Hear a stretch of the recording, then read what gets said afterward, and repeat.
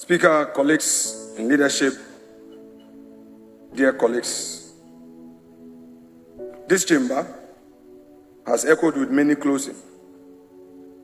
But today, as we've gathered, I know that we do not gather merely to conclude a meeting or session, but on our part as minority, we are closing to confront the truth.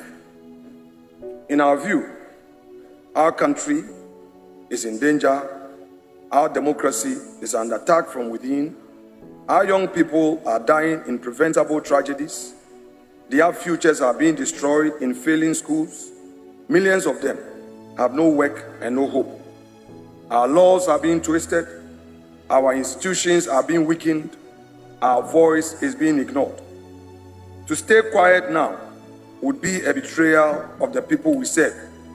It would be a betrayal of Ghana. So today, we the minority take a stand. We draw a line. We choose to speak again and again. History has a way of testing nations. It tests them not in moments of triumph, but in moments of temptation. It tests them not when the path is clear, but when a fog is thick, and it judges them not by their words, but by their choices. Ghana stands at such a crossroad today. Our people are tired of watching their constitution treated as a suggestion, tired of seeing a human life reduced to numbers in press conference, tired of a parliament that sometimes forgets it speaks for the people, not for the executive. From this side of the aisle, we say enough is enough. Mr. Speaker, before I speak of policies and politics, let me speak of people, real people, young people, Ghanaians who will never come home. Last month, 6 young men and women, 6 women, woke up early to be part of the many who were going to participate in the recruitment exercise at Al-Waq Stadium. They went with dreams of serving in Ghana's armed forces. They went with hope in their hearts. By the end of that day, they lost their lives. A recruitment exercise, something that should have been a routine, became a death trap. Thousands surged through gates. The crash was inevitable. The tragedy was preventable. Mr. Speaker, I have seen the faces of these 6 young people. I've read their names. I think of their mothers who prepared breakfast that morning, not knowing it would be the last meal they would ever cook for their children. I think of their fathers who waved goodbye and expected them home by evening. What did those families get? A board of inquiry, statement of regret, promises to investigate. But what they did not get was their children back. And still, not a single official has been held accountable. Not one person has resigned. Not one career has ended because 6 young Ghanaians died needlessly on their watch. Mr. Speaker, earlier this year, 8 more Ghanaians boarded a military helicopter. They were on national assignment, serving their country. The helicopter crashed in Obuasi. All 8 died, including top ministers of state. The investigation ruled it as an accident. Questions remain unanswered. Again, no accountability. Again, families left to grieve while officials move on. And Mr. Speaker, from the death of the young, let me turn to the destruction of their dreams. We in the minority, when our party was in office, handed over an education system that was in the best shape it had ever been, although it was not perfect. What's the result? We're improving year after year. Our free SHS policy by Nana Addo Dankwa Akufo-Addo had opened doors for millions. Our investment in infrastructure, teacher training, and curriculum reforms were bearing fruits.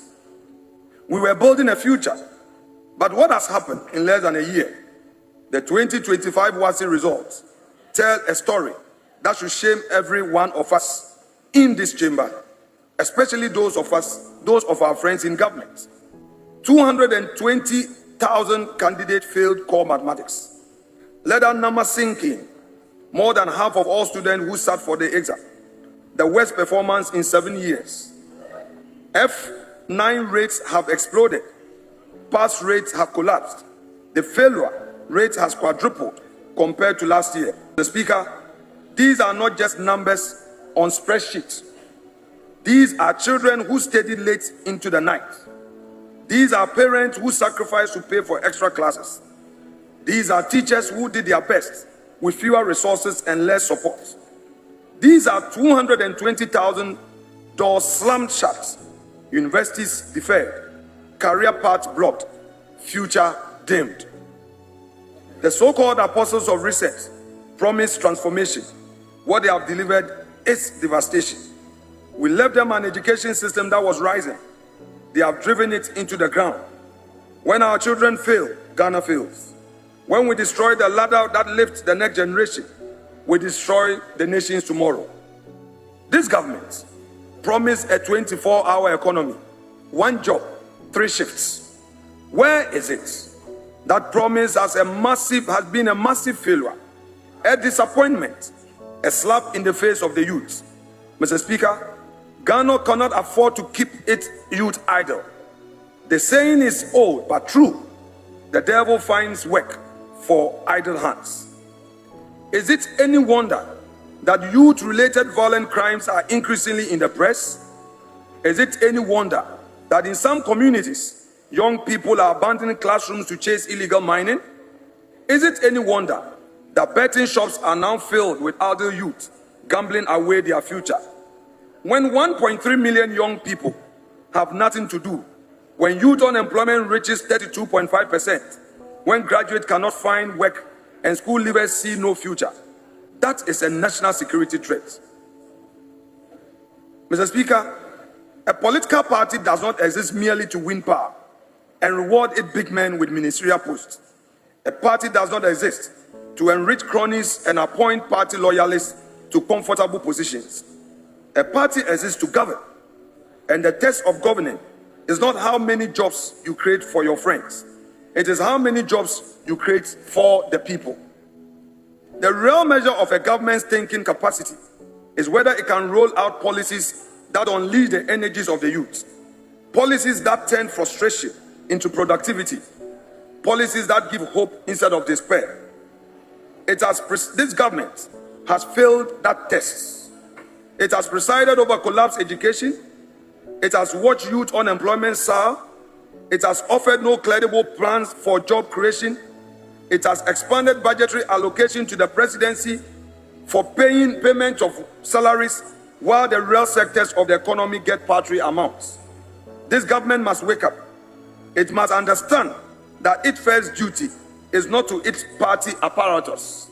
Its first duty is to the young people of this country.